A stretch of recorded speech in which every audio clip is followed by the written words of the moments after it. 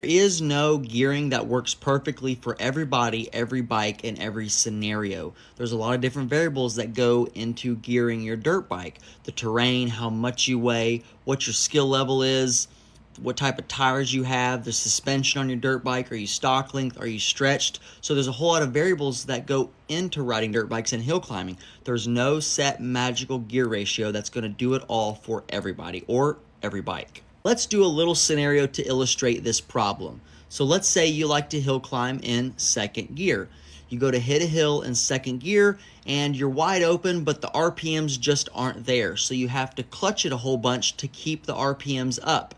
In hill climbing, the clutch is necessary, but you don't want to overuse it to compensate for your lack of gearing. So you're wide open and the RPMs aren't there. You're clutching it to try to keep the RPMs up. What you need to do is lower your gearing to hill climb better in second gear. So what I like to do is put 2 teeth bigger in the rear, and I start with that. And that will make your second gear more torquey, and when you're wide open, you'll be in the RPMs a lot quicker and for longer. On the flip side, let's say you have too much RPMs on a hill climb. So you're hitting a hill in second gear, you're wide open, the freaking valves are tapping, stuff's crackling, and you're about to blow that thing up.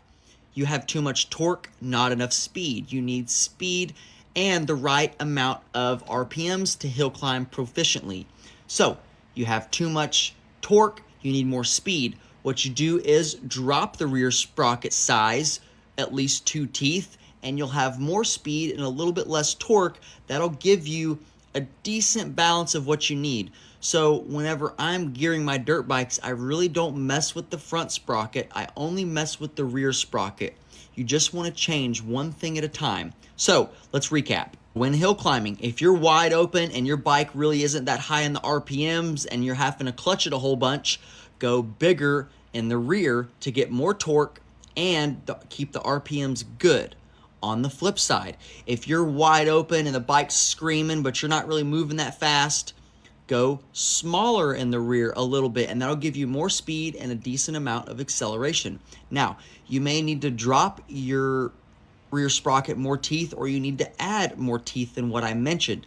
It's all go by the feel of it, okay? So just test it out. Only change one thing at a time, and that'll help you hill climbing. Remember, there's no set of gearing that works for every bike and every hill. Everybody's different. Everybody rides a different bike, and everybody lives in different parts of the country that require different things. So hopefully that helps you next time you're trying to gear your dirt bike or four-wheeler for hill climbs.